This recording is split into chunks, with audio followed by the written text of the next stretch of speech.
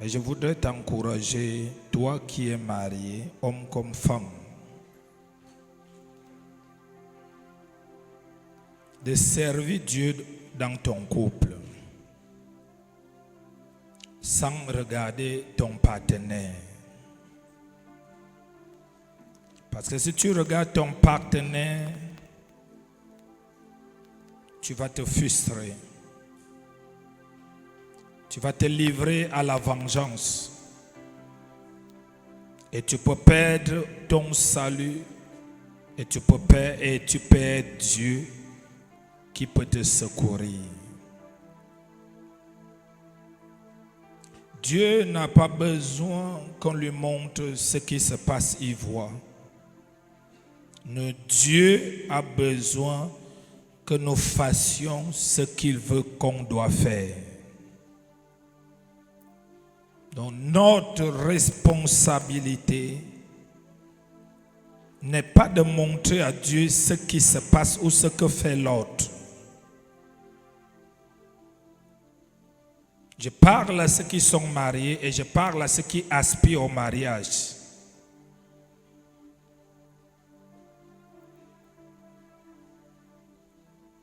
Il n'y a pas de secours de Dieu si nous n'obéissons pas à Dieu. On nous a dit, quand tout va mal, il faut prier.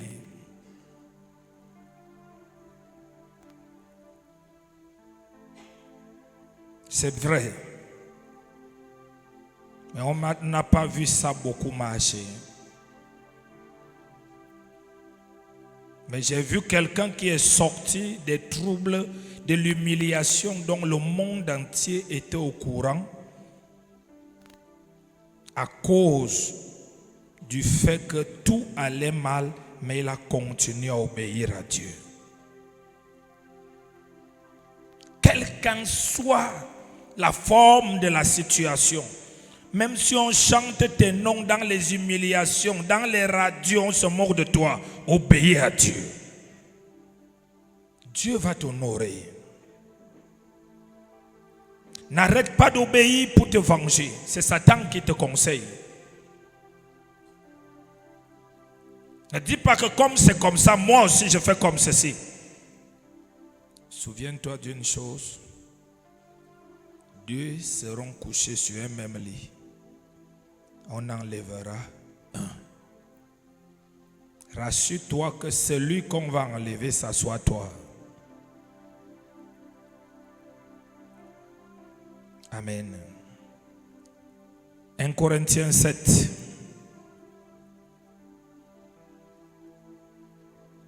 À partir du verset 1.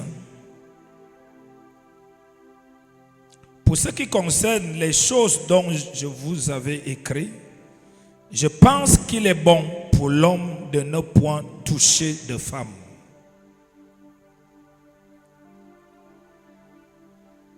Toutefois, pour éviter l'impudicité et que chacun ait sa femme et que chaque femme ait son mari.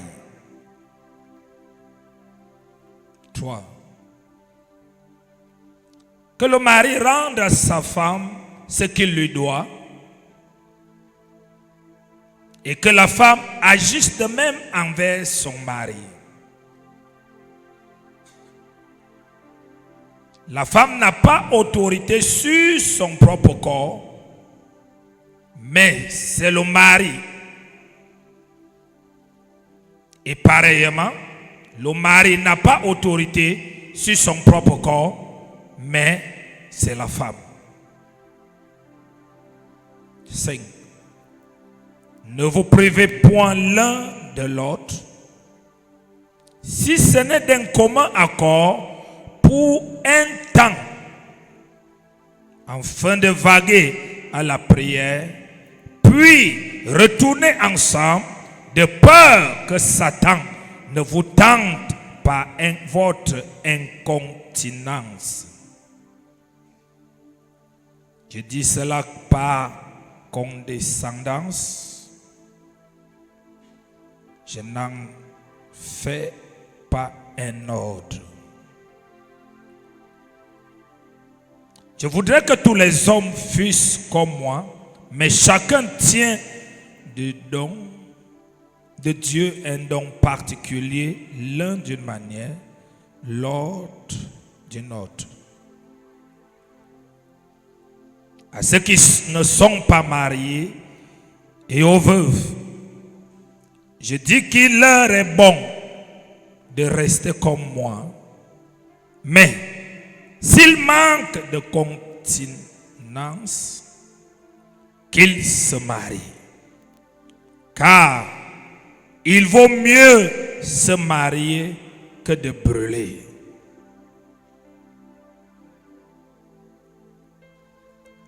À ceux qui sont mariés, j'ordonne, non pas moi, mais le Seigneur, que la femme ne se sépare point de son mari. Si elle est séparée, qu'elle demeure sans se marier ou qu'elle se réconcilie avec son mari, et que le mari ne répudie point sa femme. Verset 12. Je veux que tu lises la parole de Dieu en méditant dessus. Aux autres, ce n'est pas le Seigneur, mais c'est moi qui dis. Si un frère a une femme non croyante et qu'elle consent à habiter avec lui, qu'il ne la répudie point. Et si une femme a un mari non croyant, qu'il consent à habiter avec elle, qu'elle ne répudie point son mari. Car le mari non croyant est sanctifié par la femme, et la femme non croyante est sanctifiée par le frère. Autrement, vos enfants seraient impurs, tandis que maintenant, ils sont saints. Si le non-croyant se sépare, qu'il se sépare, le frère ou la sœur ne sont pas liés dans ces cas-là. Dieu nous a appelés à vivre en paix.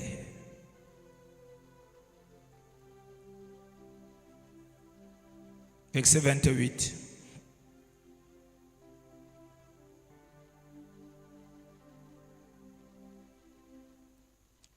Si tu t'es marié, tu n'as point péché.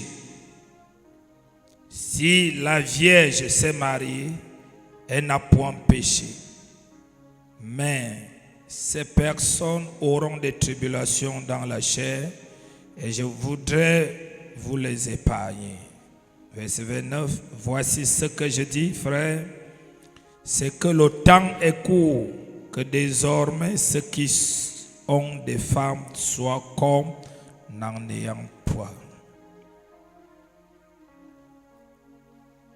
Verset 32.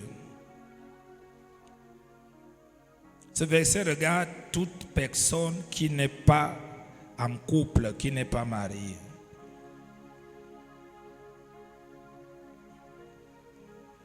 Or, je voudrais que vous fussiez sans inquiétude. Celui qui n'est pas marié s'inquiète des choses du Seigneur, des moyens de plaire au Seigneur. Et celui qui est marié s'inquiète des choses du monde, des moyens de plaire à sa femme. Il y a de même une différence entre la femme et la vierge. Celle qui n'est pas mariée s'inquiète des choses du Seigneur afin d'être sainte de corps et d'esprit. Celle qui est mariée s'inquiète des choses du monde, des moyens de plaire à son mari. Donc Paul dit que quand tu n'es pas marié, mais c'est le contraire qu'on voit peut-être dans nos églises. Il dit l'attitude pour la sœur ou le frère qui n'est pas marié n'est pas de s'inquiéter du fait qu'elle ne soit pas mariée ou du fait que le mari ou la femme ne vienne pas. Il dit, pour s'éloigner des inquiétudes, cette sœur, ce frère doit s'inquiéter des choses du Seigneur. Vous savez, quand nous servons le Seigneur, célibataires, filles comme garçons, nous apprenons à servir le Seigneur l'amour et la soumission. C'est pourquoi si tu sers le Seigneur, étant infidèle vis-à-vis du Seigneur, même si tu te maries, tu seras infidèle. Si tu sers le Seigneur sans l'aimer, tu ne pourras pas aimer ta femme.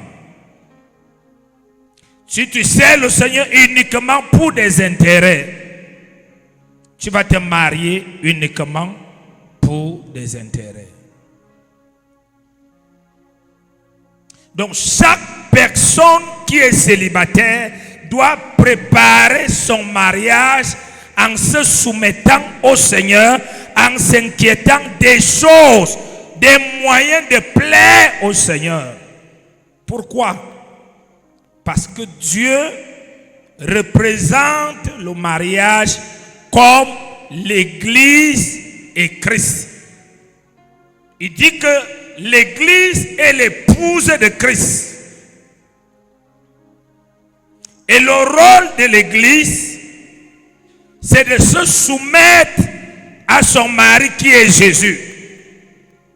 Si la sœur ou le frère qui est célibataire a appris à l'église, on le gronde, il est soumis. On le donne une tâche, il est persévérant. Il aime l'œuvre de Dieu. Il travaille. Il évite le péché pour ne pas trahir le Seigneur. Ce frère, cette sœur sera une bonne femme. Sera un bon mari. Pourquoi? Parce que le centre d'entraînement pour atteindre le mariage n'est pas dans l'impudicité, n'est pas dans le péché, n'est pas dans les questionnements. Seigneur, j'ai tel âge, jusqu'à quand je vais me marier? Le centre d'entraînement, c'est travailler pour plaire à Dieu. Parce que chaque vraie femme, chaque bonne femme travaille pour plaire à son mari.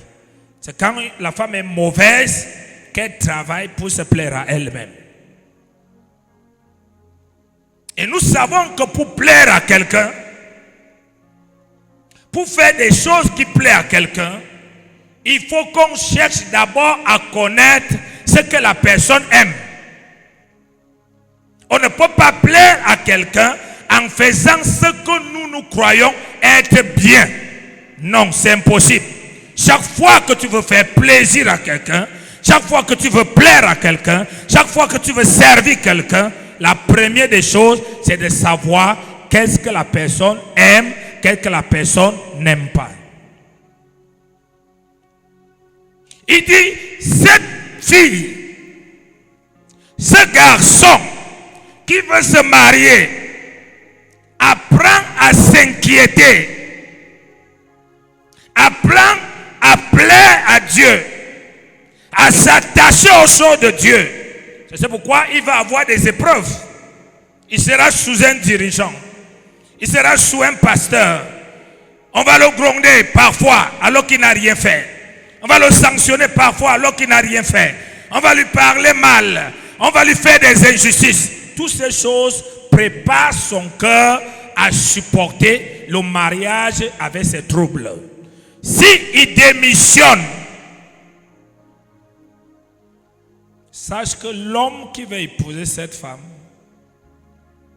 la femme qui va épouser cette fille, cet homme aura beaucoup de problèmes parce qu'il épouse une personne qui est incapable de servir l'autre. Parce que pour servir l'autre, il faut s'oublier soi-même.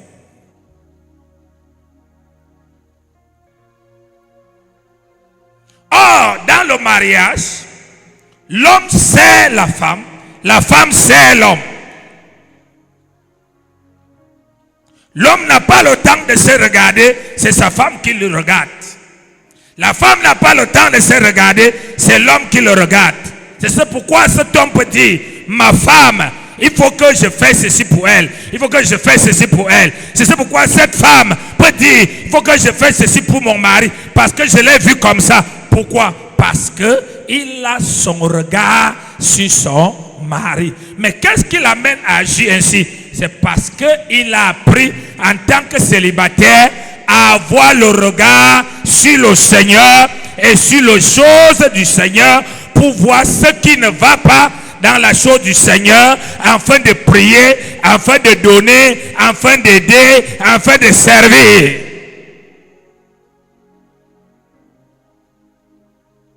Il a appris à supporter des injustices. Il a appris à supporter les grondements.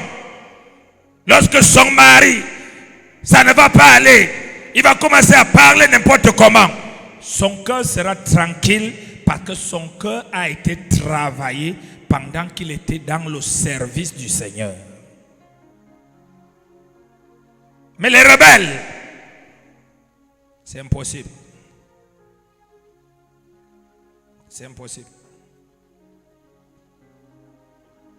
C'est pourquoi on remarque qu'avant même que les gens ne connaissent le christianisme, en Afrique, avant, quand une fille ou un homme devait se marier, on l'envoyait chez un oncle, une tante, qui le soumettait à un type de travail, à un type de test, pour lui préparer au mariage. Parce que le mariage n'est pas pour des enfants. Quand je parle d'enfants, je ne parle pas d'âge. Je parle d'enfant de cœur. Quelqu'un peut avoir 20 ans, mais il a un cœur mature. Quelqu'un a 40 ans, mais il a le cœur d'un enfant.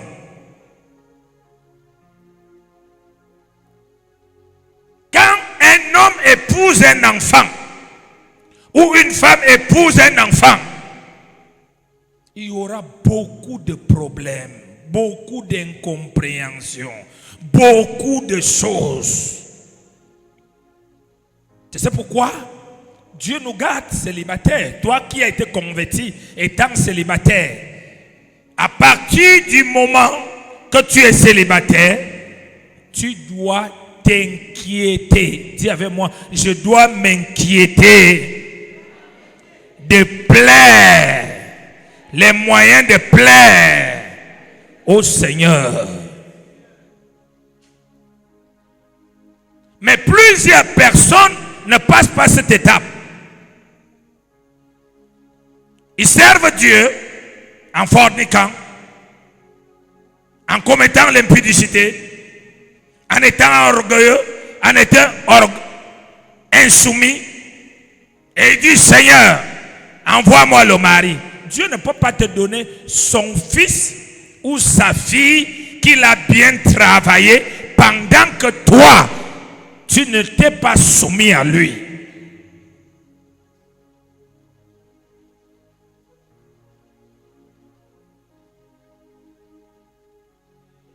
C'est comme ça qu'un célibataire, une célibataire se prépare au mariage.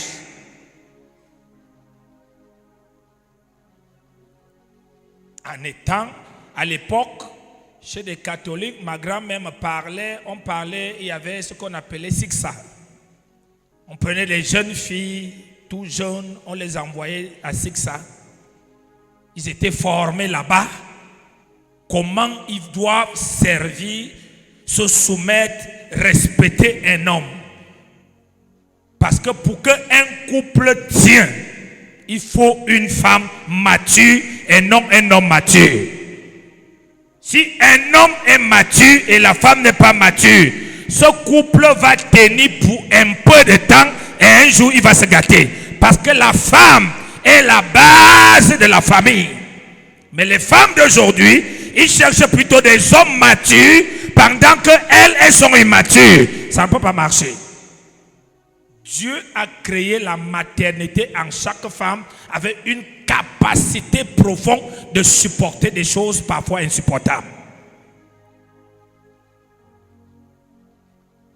C'est pourquoi il y a des femmes, à cause de leur cœur, de leur persévérance, ils ont réussi à sortir. Un homme, une famille qui était zéro est devenue une vraie famille. Pourquoi? Parce que elles ont cru au projet du mariage, elles ont supporté, elles ont persévéré.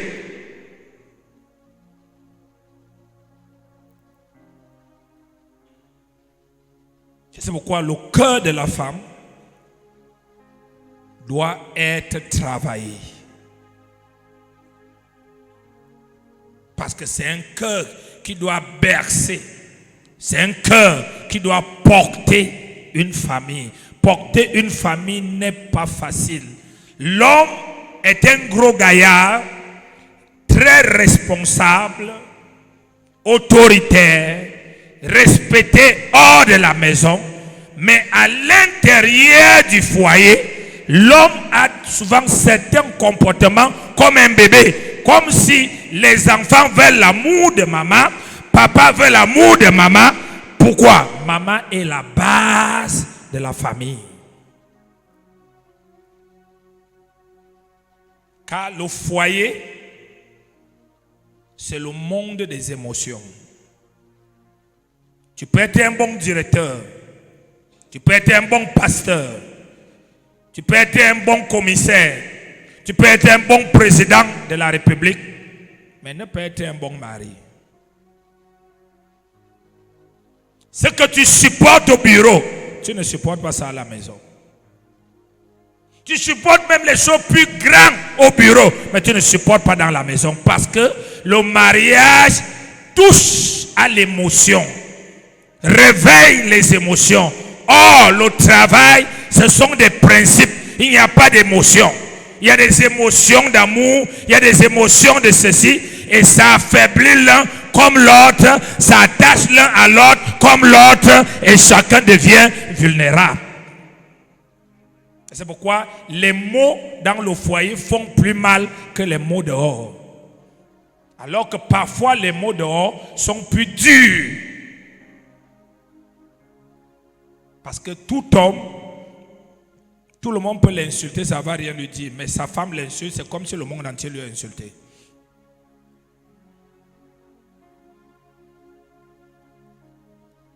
Amen.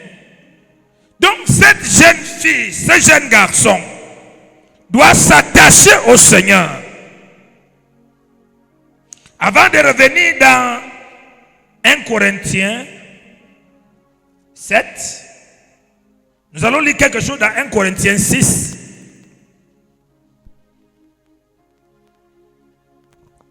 Parce que cette femme, cet homme, qui ne se garde pas comme la Bible a dit, qui ne permet pas au Saint-Esprit de préparer son corps à la gloire,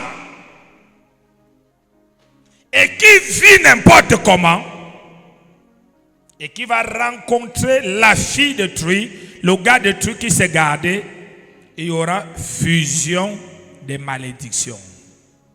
Ce que nous devons savoir, c'est que tous les êtres humains que nos yeux voient ne sont pas comme nos yeux voient. Si Dieu t'ouvre les yeux, tu verras certaines belles femmes ou certaines femmes, quand tes yeux s'ouvrent, tu vas voir une sirène, tu vas voir un serpent, tu vas voir un lion. Certains hommes, si tes yeux s'ouvrent, tu vas voir demi-lion, demi-ceci, demi-ceci. C'est pourquoi il faut faire attention du choix du mariage.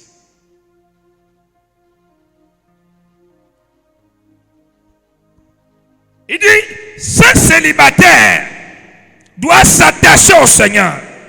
Oh, en d'autres termes, cet homme doit faire de Dieu sa femme, cette femme doit faire de Dieu son mari. Cet homme doit être comme la femme de Dieu.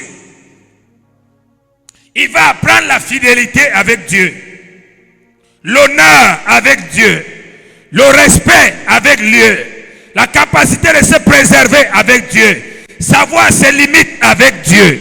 Et s'il a réussi avec Dieu, quand il rentre dans un foyer, c'est la continuité. Parce que ça ne sera plus difficile parce que c'est quelque chose qui est devenu un caractère en lui. Vous savez, toute chose qu'on se bat, l'une des choses qui crée des problèmes dans les mariages, quand les gens se marient, dès les premiers 1 an, 2 ans, ensuite, ou bien 5 ans après, c'est quoi? C'est parce que il y a des gens, il y a des femmes insoumises, mais parce qu'elles veulent gagner un homme, elles font semblant d'être soumises. Il y a des hommes qui n'aiment pas, ils aiment peut-être les formes ou le sexe, et ils font semblant. Et tous ces choses, les semblants ou les simulations, ce sont des choses qui ne durent pas longtemps. Parce que s'il y a quelque chose qui révèle les choses telles qu'elles sont, c'est le temps. Le temps a toujours révélé les choses telles qu'elles sont. C'est ça pourquoi nous ne pouvons pas baser notre regard et notre jugement personnel pour dire c'est une bonne femme ici, c'est un bon mari ici. Non, nous devons associer le Saint-Esprit qui va nous conduire et révéler l'identité de ce monsieur, l'identité de cette femme. Si tu épouses quelqu'un qui est à moitié lion, à moitié serpent, dis-moi quel est l'amour qu'il peut te donner. Si tu épouses une déesse, dis-moi quelle est la soumission qu'elle va te donner. Au contraire, elle va te puiser. Il va te puiser. C'est ainsi que plusieurs hommes sur la terre, femmes sur la terre, tournent en rond parce qu'on avait volé toute leur destinée.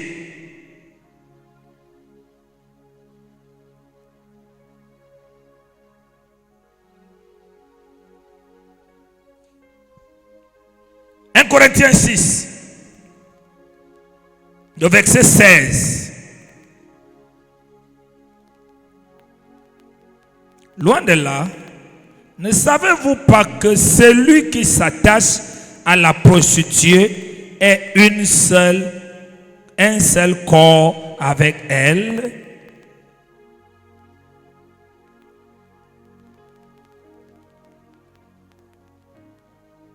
Car est-il dit, les deux deviendront une seule chair. Verset 17. Mais celui qui s'attache au Seigneur est avec lui un seul esprit.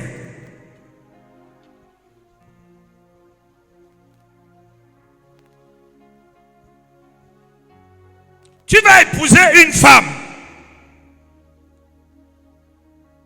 qui est déjà mariée spirituellement. Et le mari spirituel qui est établi en elle va l'imposer une insoumission hors pair.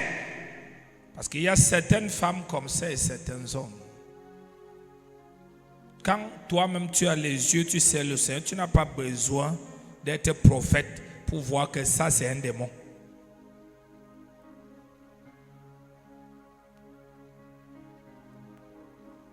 Il y a aussi des hommes. Tu vas demander que ce monsieur, avec la soumission, la manière que sa femme le sert, l'honore, le respecte, pourquoi il méprise sa femme comme ça?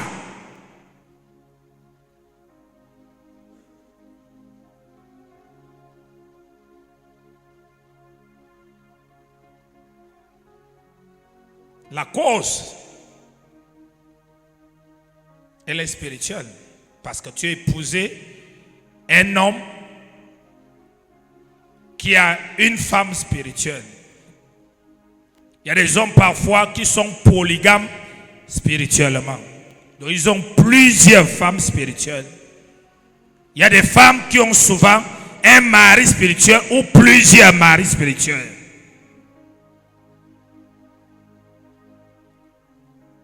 Non, tu peux pas dire non. La sœur avait été délivrée à l'église, le frère avait été délivré. Et quand elle a été délivrée, quand il a été délivré, a-t-il vécu dans la sanctification? Non.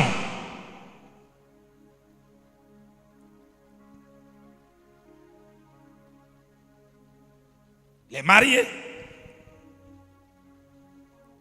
Les maris et les femmes spirituelles sont la base de beaucoup de troubles dans les foyers.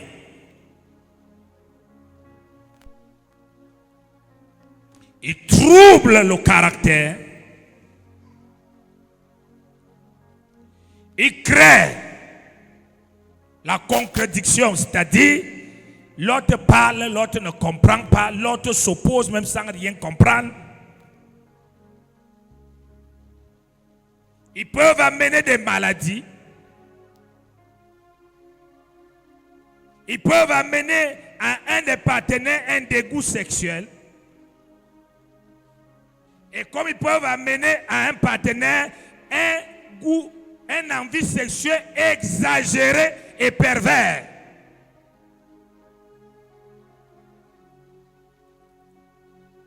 Au point que cette femme, elle va avec son mari. Si elle ne part pas avec un autre homme, elle n'est pas tranquille.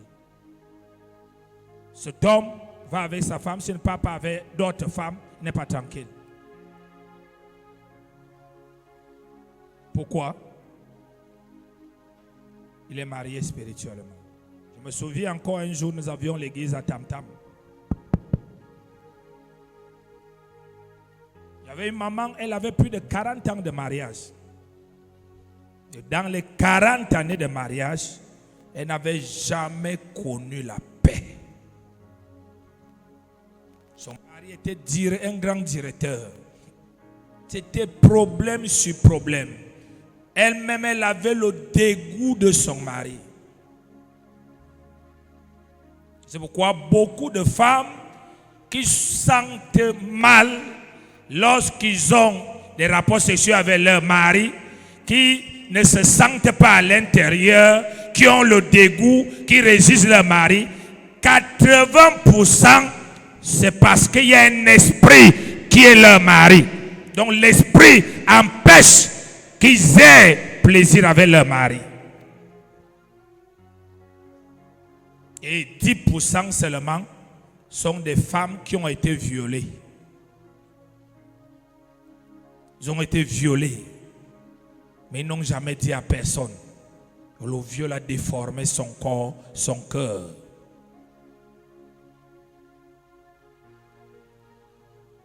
Il y a beaucoup de gens qui ont été violés, n'ont jamais dit ni à leurs parents, ni à qui que ce soit. Ils gardent. Ils ont honte. Ils gardent. Je connais un couple ici, dans cette église. Un couple pastoral à l'époque. Ils avaient beaucoup de problèmes. Tout le temps, madame ne veut pas, non, elle est malade, non, elle sent mal, non, il y a ça, non, il y a ça, non, il y a ça. On la pose des questions, qu'est-ce qui ne va pas? Elle dit, tout va bien, c'est mon corps qui est comme ça. Un jour, le discernement des esprits m'a dirigé vers elle, je l'ai appelée. Je lui ai dit, tu as été violée. Il faut que tu en parles. Si tu n'en parles pas, tu ne vas pas être guéri. Elle a commencé à pleurer. Pleurer. Pleurer. C'est alors qu'elle a commencé à dire comment elle avait été violée. Elle était tout petit enfant. Quand nous avons prié, leur vie sexuelle s'est arrangée.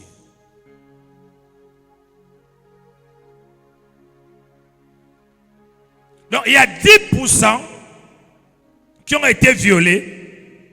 Il y a 80% qui ont des maris spirituels ou des femmes spirituelles. Le mari spirituel a deux moyens par lesquels il vient. Ou la femme spirituelle. Toutes les familles où on a interdit le mariage, que personne ne se marie, il n'y a pas de question que je vois des couches de nuit où je ne vois pas. Tous les maris spirituels ne couchent pas avec une femme ou un homme et tu fais le rêve. Non, non. Non. Il y a des maris spirituels conscients ou des femmes spirituelles conscientes. Il y a des maris spirituels inconscients. Il y a des femmes spirituelles inconscientes.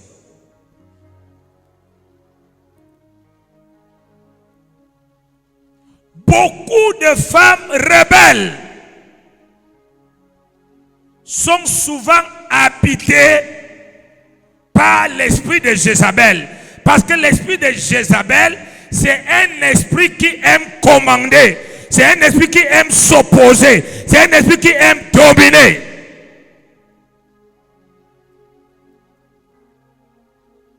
Donc quand tu es un homme marié, tu as une femme, malgré que tu l'aimes, elle est insoumise, elle a des caractères, des résistances, d'opposition comme un homme. Tu dois prier, prendre autorité contre l'esprit de Jézabel dans ton foyer.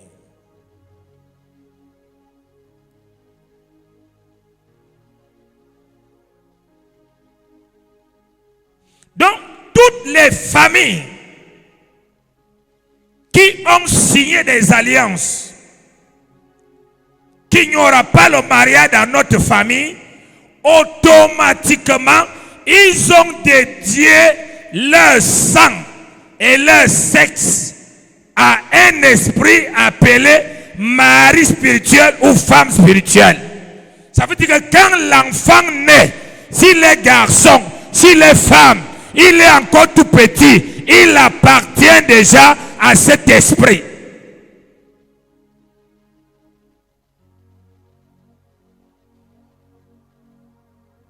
Il appartient déjà à cet esprit parce que c'est lui seul qui doit travailler dans son corps pour rejeter les hommes.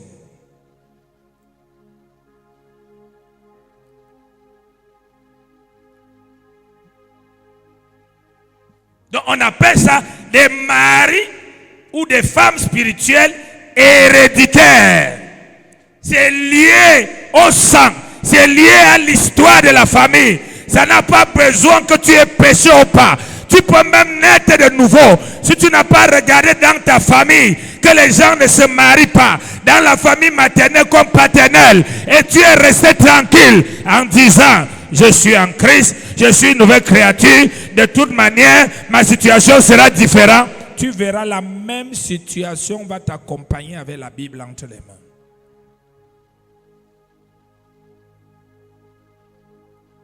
Les maris spirituels ou les femmes spirituelles ne couchent pas seulement avec des gens.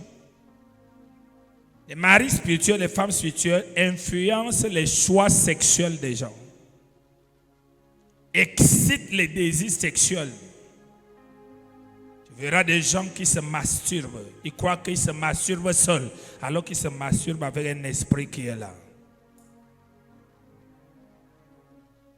Le but est quoi? L'homme comme la femme, il faut que sa semence sorte et elle récupère. Parce que c'est par la semence qu'on utilise pour vider ta destinée. Vider ta destinée.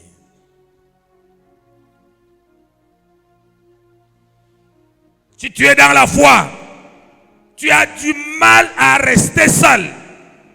Tu as toujours un copain, alors que la Bible interdit les copains. Tu as toujours une petite amie, alors que la Bible interdit la petite amie. Il t'attire uniquement. Partout où tu seras. Tous les gens qui aiment le sexe, parler du sexe, c'est eux qui seront tes amis. Parce qu'elle ancre en eux et elle les amène à t'étouffer avec certaines paroles et créer des désirs en toi. Sauf si tu es un chrétien et que lorsque les gens viennent vers toi, lorsque tu as des camarades de classe, lorsque tu as des amis, lorsque tu as des frères, lorsque tu as des collègues qui commencent à parler des choses sexuelles, tu commences à les parler de l'évangile. C'est le seul moyen de te protéger. Sinon, après qu'ils ont fini de parler, ce n'est pas tout de suite. Et qui parle toujours, ce n'est pas tout de suite. À un moment donné, tu vas commencer à sentir des désirs dans ton corps, des envies dans ton corps, des désirs dans ton corps, des envies dans ton corps, des désirs dans ton corps. Tu vois une femme et t'attire, tu vois un homme et t'attire. Pourquoi? Parce que la Bible dit, la foi vient de ce qu'on entend. Et quand tu entends, sans rien dire, tu es envoûté. C'est la première forme d'envoûtement, c'est les paroles. Quand les esprits des eaux, qu'on appelle les monstres marins, quand ils sortent, parce qu'il n'y a pas deux péchés que le diable utilise beaucoup pour vider les enfants de Dieu de leur avenir. Le plus grand péché que le diable a toujours utilisé, c'est le sexe. C'est le sexe. Parce que la Bible dit, tous les péchés que tu commets sont hors de ton corps. Mais quand le péché avec le sexe, si tu pêches avec ton corps, ton âme, ton esprit, donc tout entier.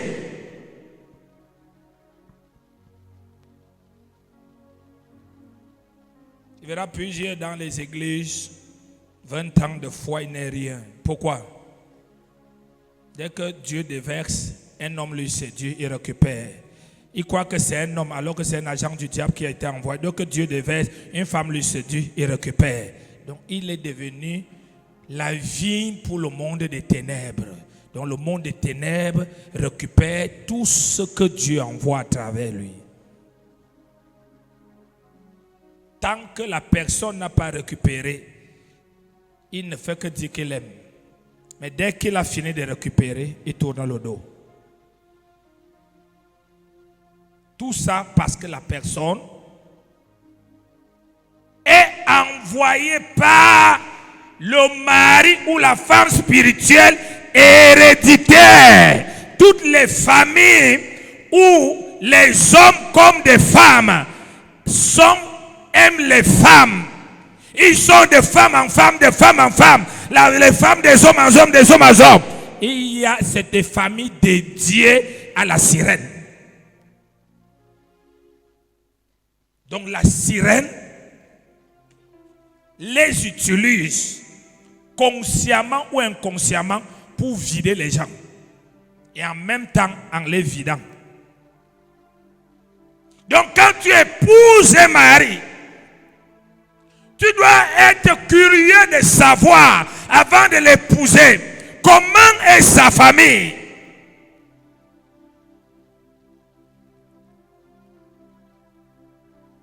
Tu veux épouser une femme.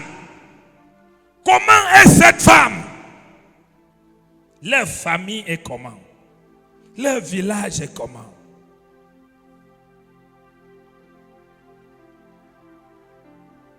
Si tu n'as pas regardé ça, ne te plains pas des infidélités plus tard parce que tu étais censé avoir cette information et savoir ce que tu vas faire. Mais comme tu as refusé, tu as seulement regardé l'homme, tu as seulement regardé la femme, quand le diable va commencer à appuyer sur l'alliance, l'homme là, même s'il était saint comme quoi, il va commencer à avoir des désirs, des désirs, des désirs. Pourquoi? L'alliance appelle. C'est pourquoi quand tu épouses un homme, tu épouses une femme, tu dois connaître. Si tu connais, tu peux regarder ça dans son village, parmi ses frères. Tu regardes de côté maternel. Ils sont de femme en femme, ils sont de femme. L'autre a 3 copines, l'autre a ceci. Tu comprends déjà ce qui est. À partir de ce moment, tu dois comprendre qu'il y a la polygamie des femmes ou des maris spirituels dans cette famille. Et quand tu pries, tu dois prendre autorité contre toute dédicace du sexe de ton mari aux esprits marins. Tu dois séparer. Et son sexe va se calmer. Au lieu d'être là en train de fouiller les téléphones, vraiment, mon ami, on ne résout pas les choses spirituelles avec des problèmes. Ce qui est spirituel se résout spirituellement. Tu as épousé un homme, une femme. Tu veux l'épouser ou tu l'as épousé. Tu découvres que cet homme avait trop de femmes. Cette femme a connu trop d'hommes. Tu dois savoir que les enfants que tu vas accoucher avec elle ou ce monsieur sont en danger et votre foyer en danger. Tu dois commencer un programme personnel sans lui dire, en prenant autorité selon les causeries que vous avez prises, que vous avez causées pour séparer toutes les alliances en parole, en sueur, en échange de cadeaux, en échange de semences qu'il a fait avec ces femmes. Tu les sépares avec ces hommes, tu les sépares. Sinon, il y a des femmes, même quand tu te sépares avec elle, elle va se venger sur ta progéniture. Spirituellement. Des hommes, la même chose. Nous qui sommes nés de nouveau, nous ne devons pas vivre comme des gens ignorants du monde spirituel, au point que le jour qu'une infidélité arrive à ta femme, c'est tout un scandale. Tu n'as pas vérifié telle chose jusqu'à ce que tu vas détruire ton mariage. Le jour qu'une infidélité arrive à ton mari, c'est le scandale, et ainsi de suite. Tu dois comprendre. Parce que si vous n'avez pas traité ça, c'est pourquoi vous voyez les enfants que nous avons, ils sont tout enfants, tout jeunes. Ils écoutent la parole de Dieu tous les jours, mais ils sont attirés vers des choses immorales. À cause de quoi? Les réclamations.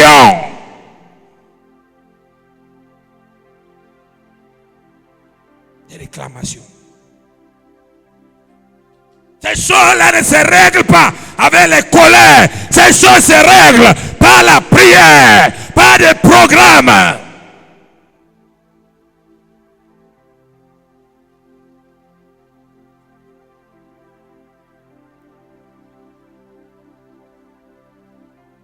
Alléluia.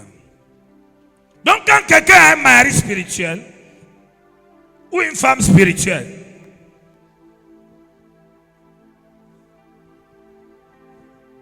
qui vient tous les jours avec un seul visage. Parce qu'il y a des gens qui ont des maris ou les femmes spirituelles. Chaque homme qui voit, il le voit déjà la nuit en train de vouloir coucher avec lui. Chaque femme qui voit, il le voit déjà la nuit en train de coucher avec les gens. Donc quand un esprit, c'est un virgule que j'ai pris avant de continuer mon enseignement. Quand tu as un mari spirituel ou une femme spirituelle qui vient avec un seul visage tous les jours, spirituellement, on appelle cela un sécube. Un sécube.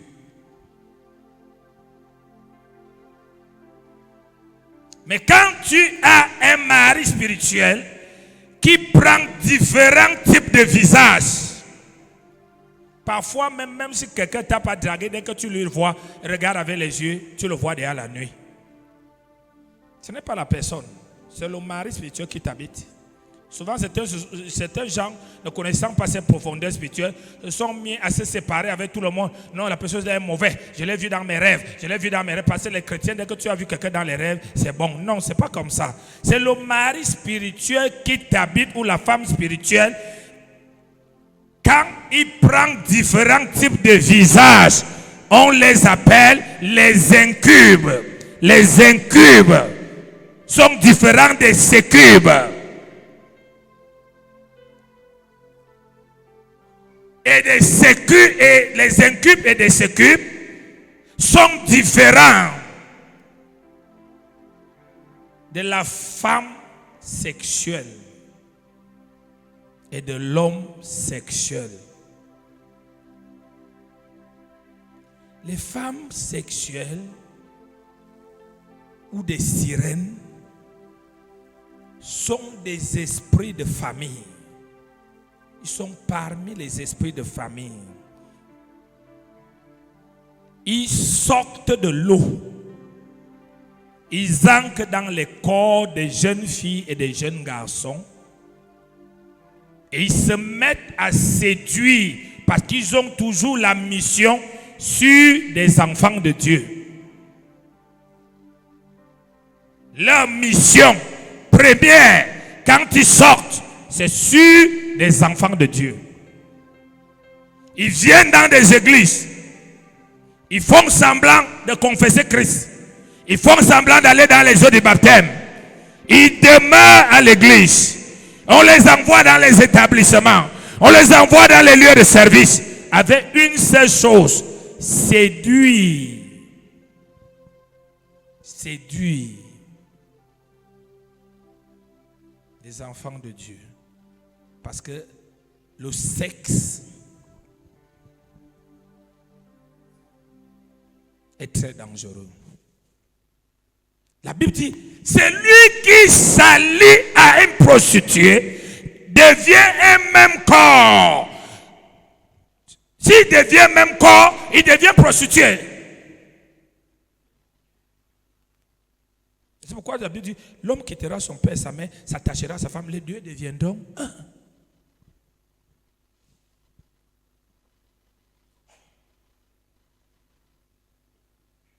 Donc vous les jeunes, quand on vous parle du sexe, tu crois que le fait que tu caches, papa ne voit pas, maman ne voit pas, ce n'est pas pour papa, ce n'est pas pour maman, ce n'est pas pour Dieu, c'est ta propre destinée. C'est ta propre destinée. Le sexe ne commence pas par l'action, le sexe commence par la pensée. À partir de la pensée, tu es déjà uni à la personne. De la pensée aux sensations, des sensations aux actions. Tous les grands hommes qui ont été détruits dans ce monde ont été détruits par le sexe.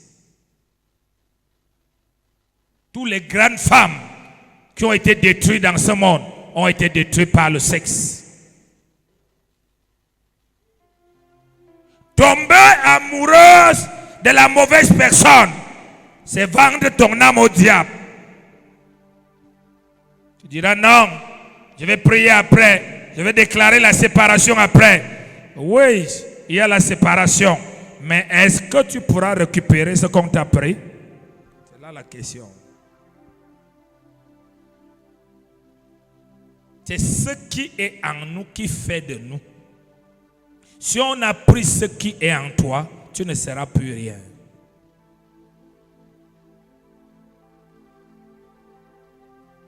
Il y a des maris spirituels, des femmes spirituelles qui sont entrés dans la vie des enfants ou des jeunes ou des femmes à travers des films pornographiques. Parce que chaque acteur pornographique est d'abord un occultiste. Donc, c'est un métier d'initiation. Lorsqu'il tourne des films, il tourne les films dans des buts d'initiation. C'est pourquoi quand tu vois ce film, ton corps se met en érection. Et quand ton corps se met comme ceci, tu entres en contact spirituel. Tu vois, depuis que tu avais commencé à voir les films pornographiques, tu as commencé à te masturber. Tu as commencé à avoir des couches de nuit. À cause de quoi? Les films ou les romans pornographiques.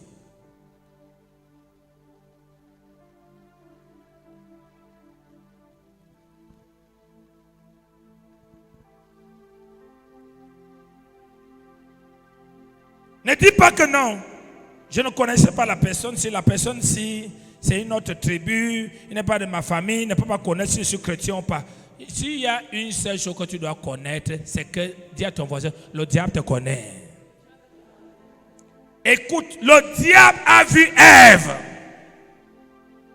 Et il s'est réincarné par un serpent.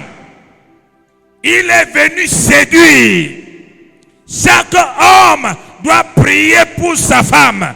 Parce qu'une femme est toujours facile à être séduite. Elle peut être séduite par des bonnes paroles. Elle peut être séduite par l'amitié. Elle peut être séduite parce qu'on l'élève. Elle peut être séduite. Le diable a procédé par la première femme à travers la séduction. C'est pourquoi tout homme qui a fait de sa femme Dieu a perdu le pouvoir devant Dieu. Dieu a parlé à Adam. Adam, en tant que responsable de la famille, un homme, c'est celui qui a la tête entre les épaules. Un homme, ce n'est pas celui qui est en bas de la jupe.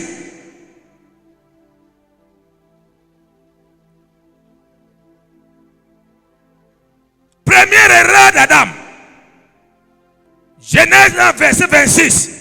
Dieu créa l'homme à son image, selon sa ressemblance.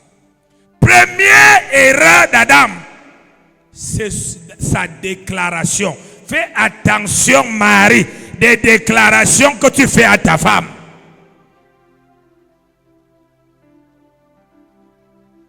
Oh, voici, cette fois-ci, celle qui est la chair de ma chair, l'os de mes os. Mais la Bible dit quoi? Tu as été créé à l'image de Dieu et selon sa ressemblance.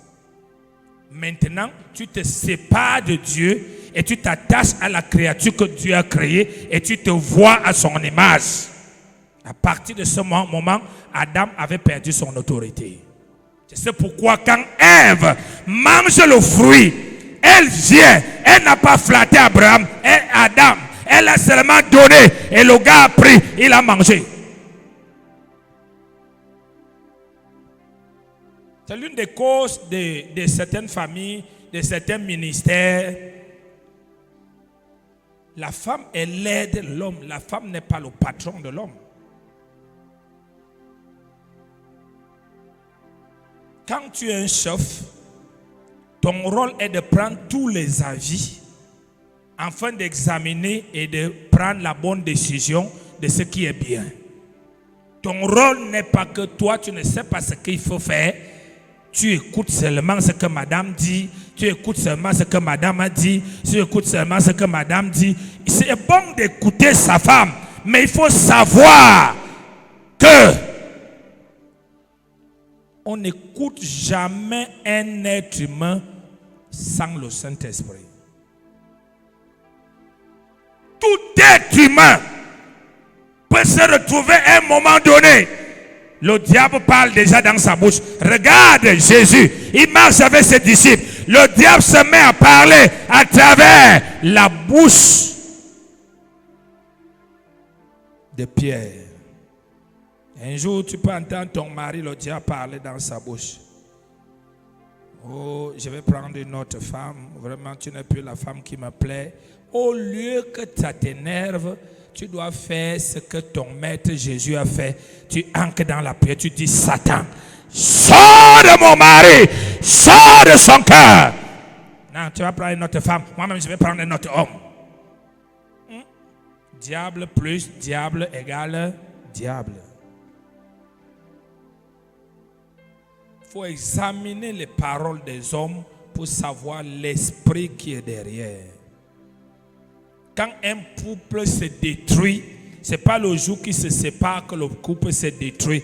Ça a commencé longtemps, mais c'est que personne ne regardait. Chacun disait, ah, car l'Éternel est mon berger. Ce que Dieu m'a donné, rien ne va changer. Ici, là, personne ne va entrer ici, là. Ce ne sont pas des paroles, ce sont des actions. Et regarde quand Dieu demande à Adam, tu es où? Adam a commencé à fuir son père, Dieu. Alors qu'il devait aimer Dieu. C'est pourquoi dans un foyer, le centre d'un foyer, dis avec moi, c'est Dieu. Parce que c'est Dieu qui a créé le mariage. S'il n'y a pas Dieu, il y aura le diable. Et Dieu, c'est qui? Dis avec moi, Dieu, ce sont les principes de la parole de Dieu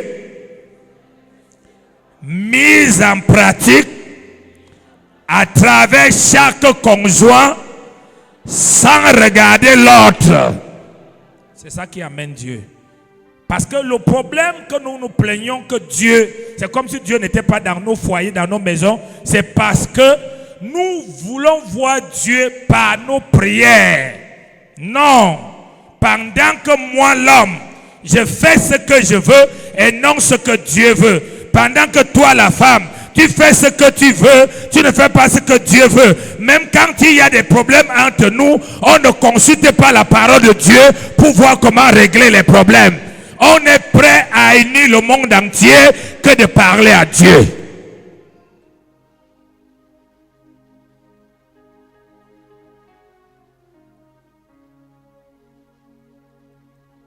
Apprends à ouvrir ta Bible pour chercher la solution à un problème dans ton foyer.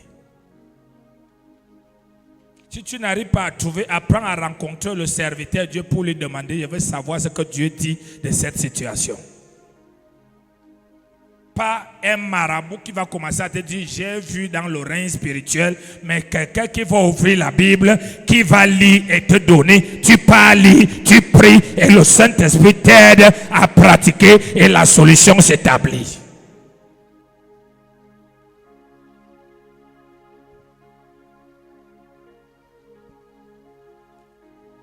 Si un homme s'est séparé avec sa première femme, il est prêt à se séparer avec la seconde.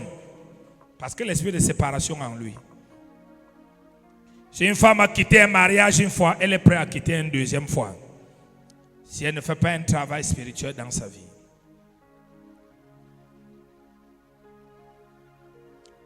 Vous savez, physiquement, nous disons souvent c'est incompatibilité d'humeur.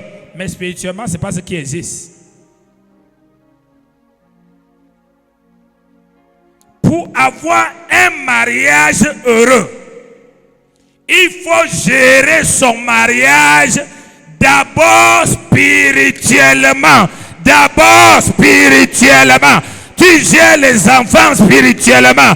Tu gères ta femme spirituellement. Tu gères ton mari spirituellement. Tu gères ton homme spirituellement. Mais pour avoir le contrôle spirituel, il faut que tu tues tes émotions. Parce qu'il est difficile d'agir efficacement dans la spiritualité lorsque tes émotions sont chaudes. Il y a une envie de se venger. Il y a une envie de laisser tomber. Il y a une envie même. D'autres disent que j'ai dit à Dieu, frappe l'homme là. J'ai dit à Dieu, frappe la femme là. Quand il va le frapper, qui va l'amener à l'hôpital? Qui va se prier Dieu? Donc ça ne sert à rien d'avoir des solutions de colère. La première chose, Saint-Esprit, accorde la paix à mon cœur, afin que j'agisse selon la solution et non selon les problèmes. Même avec les enfants, c'est la même chose. Parce que tu dois comprendre, même si tu es chrétien, tes enfants appartiennent à Dieu. Et dans tes enfants, il y a deux catégories. Ceux qui sortent du ciel pour la terre, comme Jésus, qui vont d'abord aller en Égypte 430 ans avant de revenir. Tout ça fait partie du plan de Dieu. Si Dieu a prévu ça, tu ne peux rien.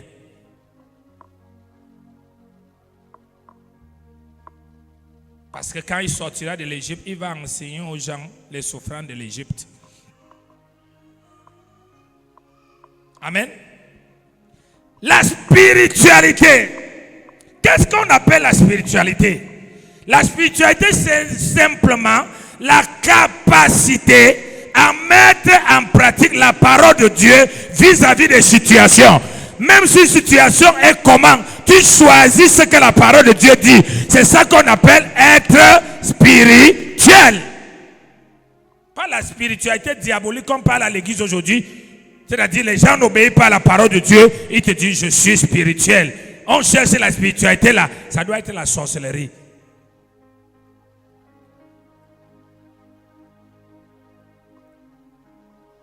Deuxième chose. Le regard de la foi dans le foyer.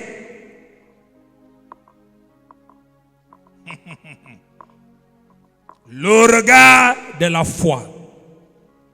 La femme doit regarder son mari par la foi. Le mari doit regarder sa femme par la foi. Les deux doivent regarder leurs enfants par la foi. Parce que la foi sanctifie. La foi est parfaite. Mais hors de la foi, il y a beaucoup de problèmes. Après le regard de la foi dans le foyer, on doit développer le langage de la foi. Parce que la Bible dit, si le juste se retire de la foi, mon âme ne prend plus plaisir à lui.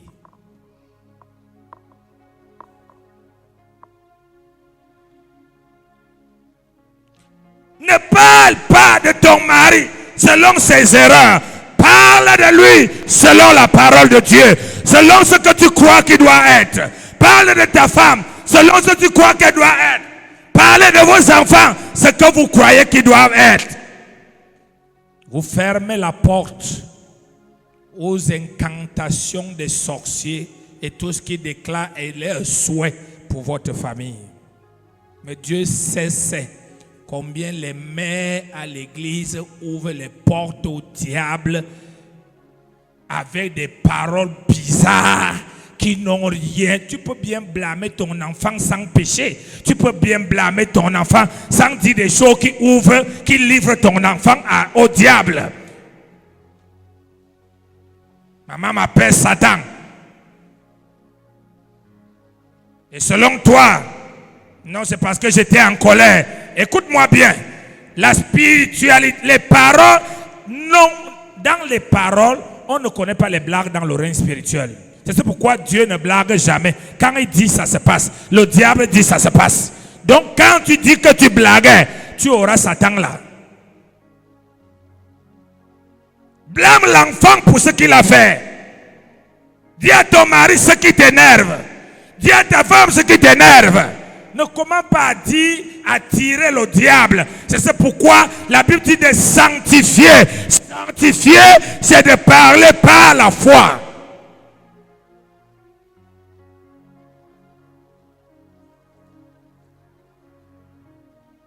Si nous parlons par la foi, nous regardons par la foi. Si nous regardons par la foi, nous entreprenons dans le foyer par la foi. Parce qu'un foyer où le père et la mère parlent par la foi, se regardent par la foi, entreprennent par la foi, tu verras quand tu viens dans cette maison-là, chaque jour, ils quittent d'un niveau à l'autre, d'un niveau à l'autre. Au lieu d'entrer dans une maison où la femme dit que le mari est zéro, mon type là c'est n'importe quoi. C'est pas chrétien. Chers et frères, sœurs et frères, le monde est déjà ancré à l'église. Le monde.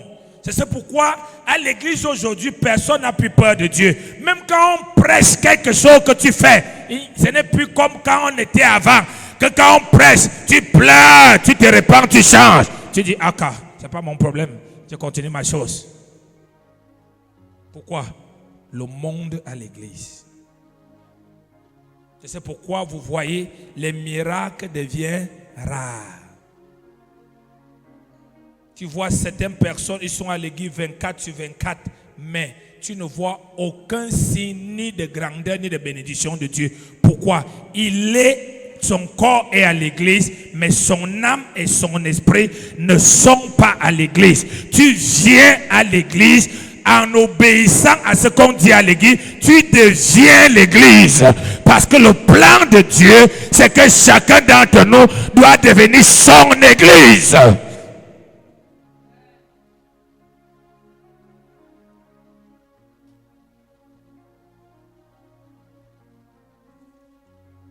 Tu ne seras jamais ce que tu veux si tu ne fais pas ce qu'il faut faire pour que tu sois.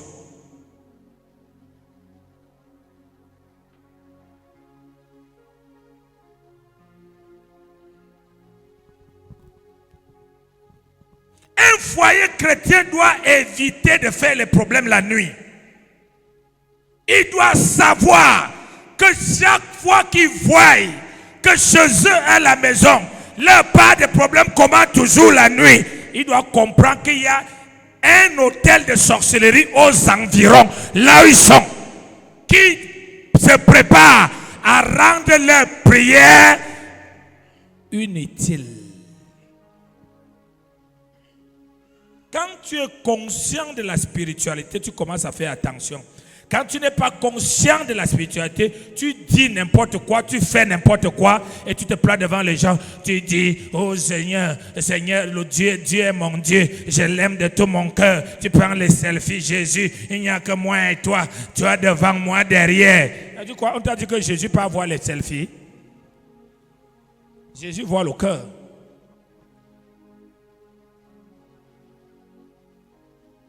Sortons du monde. Portons les valeurs de Dieu. Craignons Dieu. Le mariage est beau. Le mariage donne la paix. Mais beaucoup de mariages aujourd'hui, c'est là où les AVC sont nés. C'est pourquoi beaucoup de gens, beaucoup de couples ont les mal d'estomac. Mal d'estomac, le mal des nerfs. Pourquoi? Le mal d'estomac se déclenche beaucoup plus à cause du stress. Le stress. Quand les gens sont tous stressés tout le temps, ils vont avoir les problèmes d'estomac, les problèmes de digestion, les problèmes de maux de tête, les troubles visuels, les maux de tête tout le temps, la faiblesse pour travailler. Pourquoi? Parce qu'ils n'arrivent pas à comprendre qu'ils ont un ennemi commun. Ce n'est pas toi, ma femme, qui est mon ennemi. Ce n'est pas toi, mon mari, qui est mon ennemi. Notre ennemi, c'est le diable. Pour vaincre le diable, il faut qu'on s'attache à Dieu. Il faut qu'on ramène dans cette maison les principes de la parole de Dieu. La femme et la mère, elle doit enseigner aux gens la parole, aux enfants la parole. Elle doit prier ensemble avec les enfants. Parce que l'homme est toujours, tantôt il est dehors, tantôt il est dedans, tantôt il a ceci à faire. C'est la femme qui gère le foyer de prière dans le foyer. Comme elle gère les études des enfants. L'homme pourvoit. Mais les femmes d'aujourd'hui sont des paresseuses, paresseuses en prière. La prière est quelque chose qu'on fait avec l'amour. Si je dis, ancien Ossa, viens, on prie. Evelyne, viens, on prie. Dès qu'on se met là, je vois ancien Ossa faire un genre là. Je le gifle. Attends, quand il va encore prier, c'est la prière. Hein? Il est en train juste de faire une chose comme ça. Je dois être capable de savoir. Parce que j'ai enseigné ça même dans les groupes d'intercession. Quand vous vous mettez ensemble, le diable va utiliser un pour essayer d'endormir la chose. Mais qu'est-ce qu'on fait? Soyons sages. Soyons sages. Soyons sages. Soyons sages. Soyons moins émotifs. Soyons moins émotifs.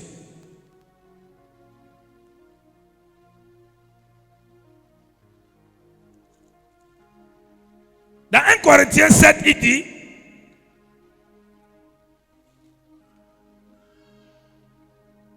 toutefois, pour éviter l'impudicité, que chacun ait sa femme. Dis à ton voisin, pour éviter l'impudicité, marie-toi.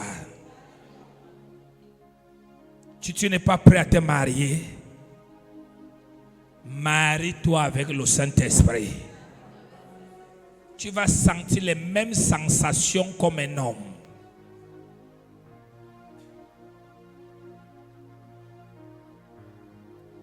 Ce sont ces églises qu'on a aujourd'hui. On a des jeunes qui sont à l'église 24-24, des fornicateurs, des impudiques.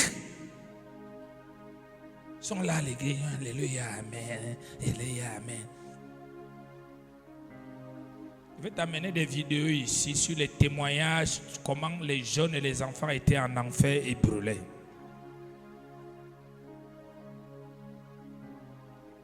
Tout ce que Dieu donne la vie doit rendre compte de la vie, peu importe l'âge.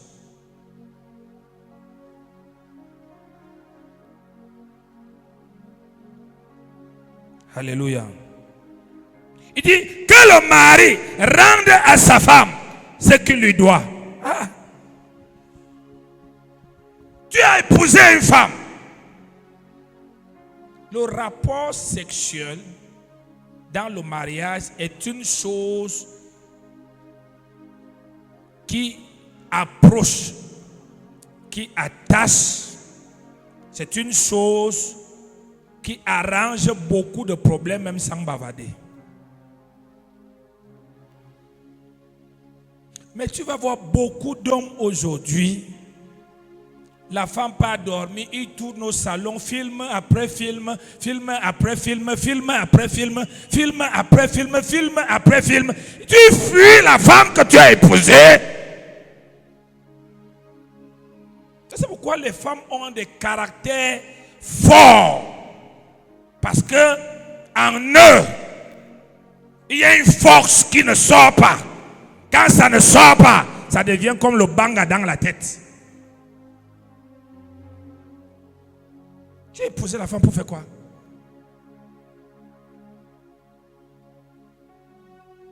C'est un pot de fleurs. Si tu épouses un homme et après le mariage, tu te rends compte qu'il ne fonctionne pas, tu dois divorcer parce qu'il t'a trompé. Erreur de paquet. Amen.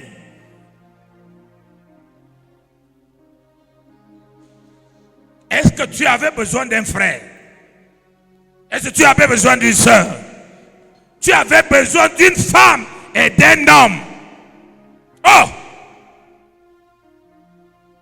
J'ai trop travaillé, je suis fatigué, laisse-moi, j'ai trop de problèmes dans la tête, des problèmes. D'autres font même le chantage à leur femme. Vraiment, c'est que j'ai les problèmes, ceci, et le mensonge. La femme aussi pas prendre ses petites économies et donne.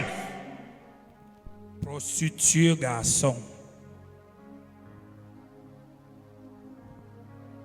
Un homme doit toujours avoir envie de sa femme. Mais j'ai dit, une femme insoumise ne donne pas envie. Pourquoi? Parce que les deux sont conçus différemment. La femme, Dieu l'a conçue ouverte. C'est pourquoi elle est la mère, elle reçoit. Elle est comme un plat, elle reçoit. Donc, content ou pas content, ça passe.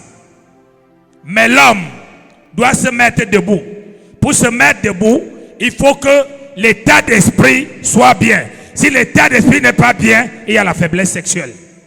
Si l'état d'esprit n'est pas bien, ça ne peut pas marcher. C'est pourquoi quand une femme connaît cela, elle doit travailler l'état d'esprit de son mari pour que ça marche. Nous ne sommes pas conçus de la même manière. Toi, même si tu regardes le plafond, tu ne veux pas, ça passe. Même si tu es en train de compter tes marchés, tes services chrétiens, en faisant ça, ça passe. Mais l'homme ne peut pas se mettre debout sans se mettre debout. Parce qu'il lui faut, c'est un problème de nerfs. Le cerveau au nerf doit communiquer. C'est pourquoi la femme se doit toujours d'être blim blim, sexy, bien pour enclencher par les yeux l'homme. Et non la femme qui a le cabangono du matin jusqu'au soir, attaché un vieux foulard, la fumée du charbon et ainsi de suite. C'est l'une des choses qui empêche l'intimité dans beaucoup de couples. C'est la première chose, la saleté de la femme ou de l'homme.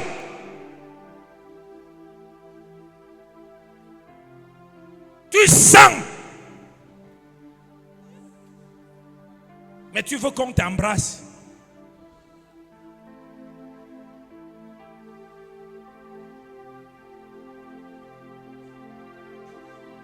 Dès que tu entres dans la chambre, il y a un parfum bizarre.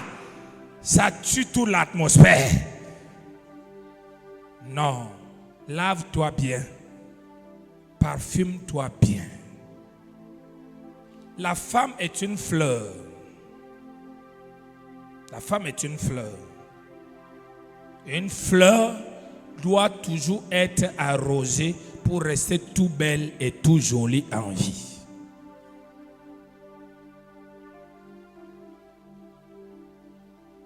C'est la femme qui donne l'envie à son mari. Mais le mari aussi doit donner l'envie à la femme.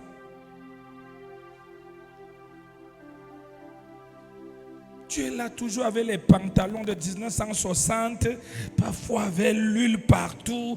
Tu viens là, il y a même l'eau aux toilettes, tu ne te laves pas, tu te couches seulement. Tu commences à rompre.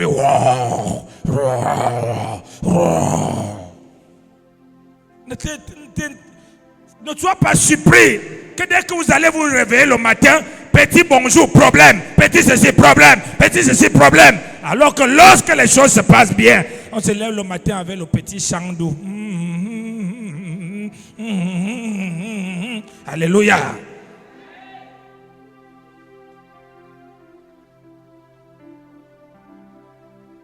Au rythme que le monde va, c'est très dangereux. Parce que de plus en plus, des hommes deviennent très faibles. De plus en plus. Et c'est l'une des causes de la faiblesse sexuelle chez beaucoup d'hommes. La première cause, ça peut être un mariage spirituel. La deuxième cause, ça peut être une infection. La troisième cause, c'est le manque d'activité continuelle. On devient forgeron à...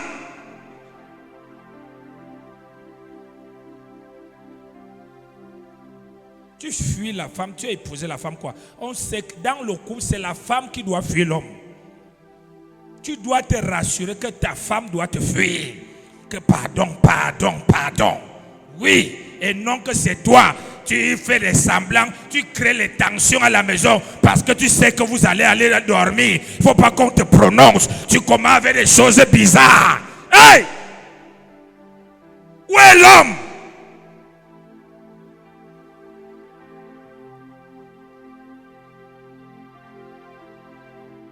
Nous à l'église, on ne boit pas.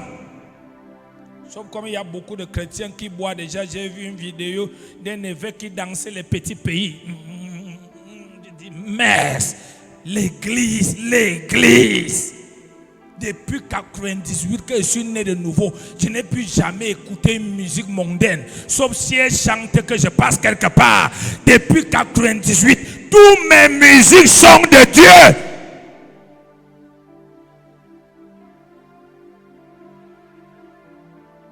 Dieu, ce n'est pas l'intellectualisme. Il suffit que chacun lit les versets bibliques, chacun va à l'école de théologie, chacun prend un titre. Dieu, c'est la pratique. C'est la pratique. Alléluia. Amen. Dis à ton voisin, quand tu vas te marier, si tu es marié, cesse de voir les novellas. Crée toi-même tes novellas.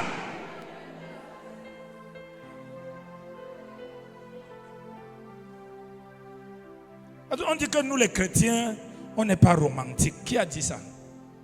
Va lire Cantique des Cantiques. Si te manque les mots, au lieu d'aller prendre les noms de Dieu pour raconter à ta femme, lis Cantique des Cantiques. Amen. Tu vas découvrir les meilleurs mots d'amour, d'endolo. Amen. Au lieu d'aller t'asseoir, tu prends les noms de Dieu, tu prends les choses du monde. Non! Cantique des Cantiques, c'est un livre d'amour.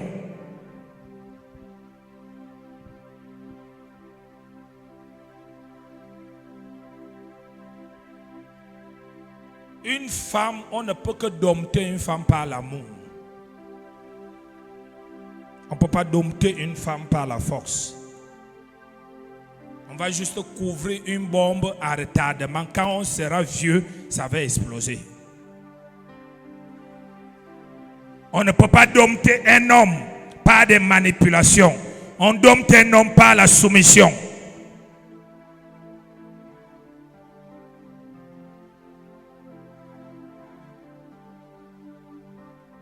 Il continue à dire, Que la femme agit de même.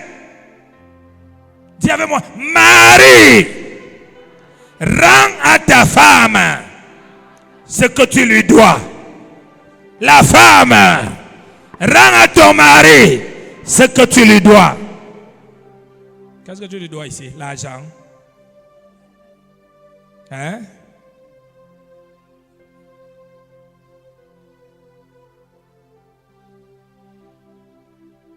Papa ramassait la fille de cru, elle est chaude, après elle devient glacée, pourrie chez toi quoi.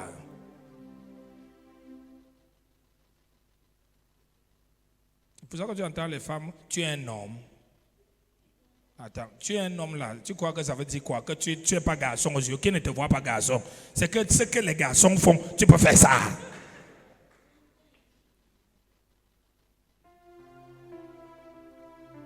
L'homme ne parle pas beaucoup, l'homme agit. Alléluia. Amen. Il dit, verset 4, la femme n'a pas autorité dans son propre corps. Oh, j'ai le verre de bas-ventre. Oh, j'ai le palu. Oh, les prostituées, les vendeurs de piments dans les foyers. Au jour qu'il y a l'argent, tu n'as plus mal au bas-ventre. C'est un plaisir de t'offrir à ton mari. C'est un plaisir de t'offrir à ta femme. Ne confonds pas ça dans la fornication et dans l'impudicité auquel tu peux aller ramasser un copain. Tu dis, chérie, la Bible a dit que je m'offre à toi. C'est les démons que tu vas recevoir. Ici, ce que je dis ici, ce que je parle ici, est exclusivement dans un foyer.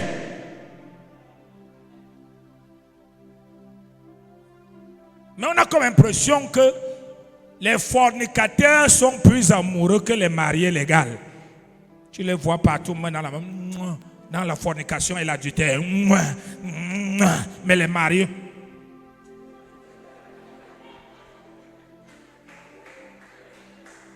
Alléluia. Alléluia. Soyons sages. Soyons sages. Verset 5. Ne vous privez pas l'un de l'autre. Oh, je suis en jeûne. J'ai pris un programme. Oh, ne dérange pas mon programme. Je sens que mon mari est diabolique. Dès que je prends un programme avec Dieu, il vient pour gâter mon... Tu es malade.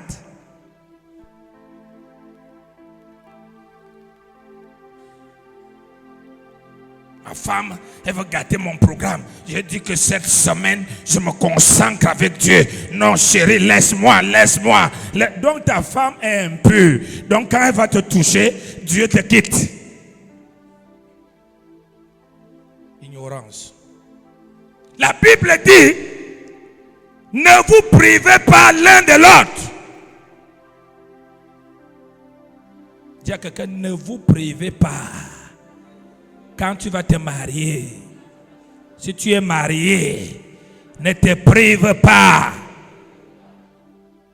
Bois en agogo. Dis-lui bois en agogo. Il n'y a pas d'excès là-bas. Ne vous privez pas, point. Il n'a pas dit pas. Il dit point. L'un de l'autre. Si ce n'est d'un commun accord pour un temps. Et le temps là ne doit pas être long. Ça veut dire quoi? Chérie, je voudrais qu'on prenne un programme de prière. Tu sais, tu prends ta femme, tu dis que vous partez à la retraite. Si vous ne mettez pas les poings sur les yeux, que vous asseyez, tu dis, c'est la retraite. Donc on va seulement, on prie. Ça va devenir là-bas, vraiment, tu es devenu boué. Ce n'est plus ça, ça va devenir novella à la retraite. Alléluia. C'est pourquoi il dit que d'un point d'accord, entendez-vous que pour ces jours-ci, on veut atteindre tel but. On ne veut pas se distraire. Et il dit que ce temps-là ne doit pas durer longtemps. Alléluia. Ce temps-là ne doit pas durer.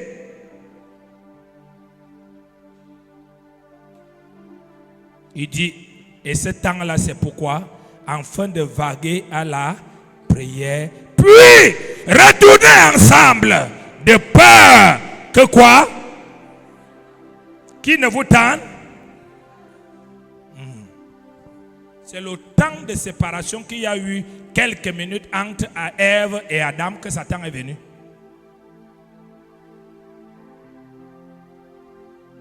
C'est pourquoi le diable crée des crises dans le foyer parce qu'il veut entrer.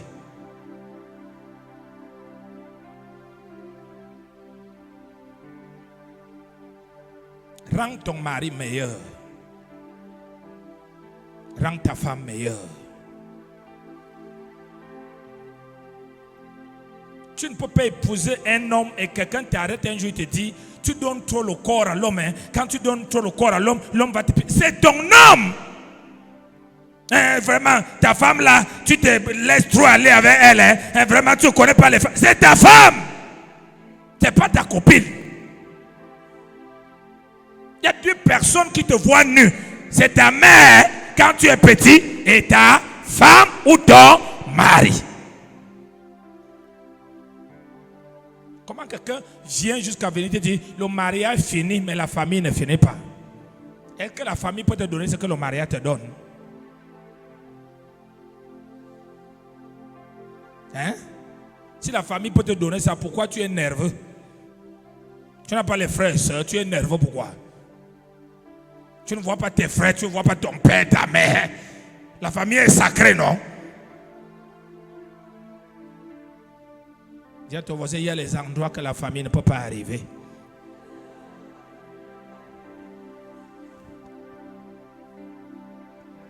Alléluia. Il dit, je dis cela par condescendance. Je n'en fais point pas un ordre. Je voudrais que tous les hommes fussent comme moi, mais que chacun tienne de un don particulier, l'un d'une manière, l'autre d'une autre. Donc nous devons comprendre que pour que notre foyer dure et demeure longtemps, en tant qu'enfant de Dieu, nous devons choisir premièrement l'approche spirituelle. Mais attention, nous ne devons pas spiritualiser toutes choses. La spiritualité, c'est dans les buts de contrôle, de croissance, d'extension, de protection. Mais il y a des actions pour l'amour, les actions pour les émotions, les actions pour bâtir, pour élever. Et toi, la femme, tu dois comprendre que Dieu a fait de toi une bâtisseuse infatigable. Si je pose la question ici, les mamans qui sont ici, combien ici prient 7 jours sur 7 avec les enfants ensemble? Je vais poser ma main sur la tête. Mais si je pose la question, les mamans qui sont ici, combien veillent sur leur mari? Si sur leur téléphone 7 jours sur 7, il y aura les champions avec prix d'honneur.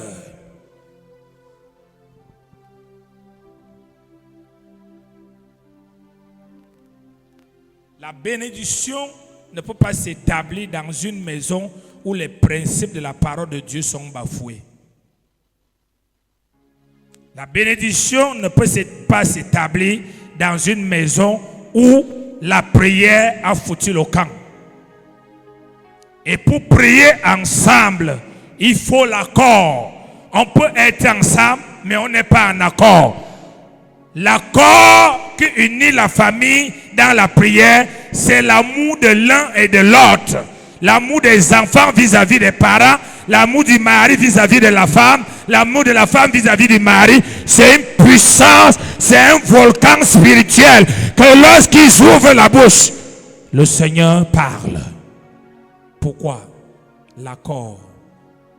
Mais souvent tu verras des enfants qui viennent à la prière en critiquant les parents, la femme qui critique le mari qui critique la femme, ceux qui sont même des réveillés, la femme croit qu'elle est trop spirituelle, elle méprise ce que le mari fait, le mari croit que non, lui il est trop élevé, c'est que la femme là est inutile, les enfants aussi croient qu'ils chantent bien, l'autre, donc l'orgueil tue la prière. Alors que la prière n'a pas besoin ni du bon français, ni du bon anglais, ni de qui parle bien. La prière a besoin des cœurs fidèles, des cœurs honnêtes, des cœurs qui désirent, des cœurs qui aiment.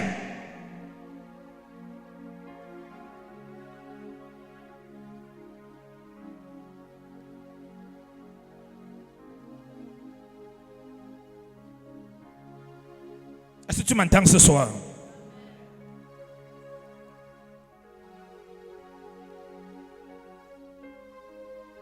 La responsabilité après la prière,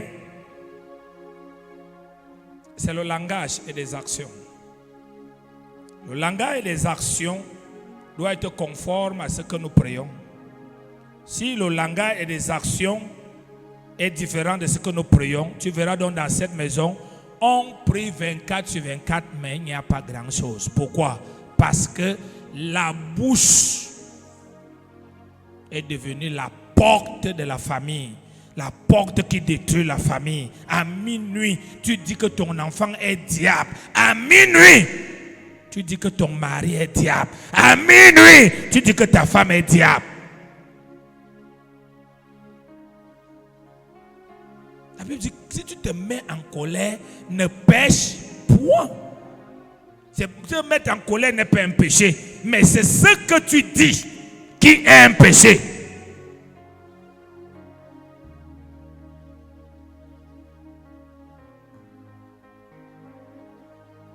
Amen. Amen. C'est la parole du Seigneur pour nous ce soir.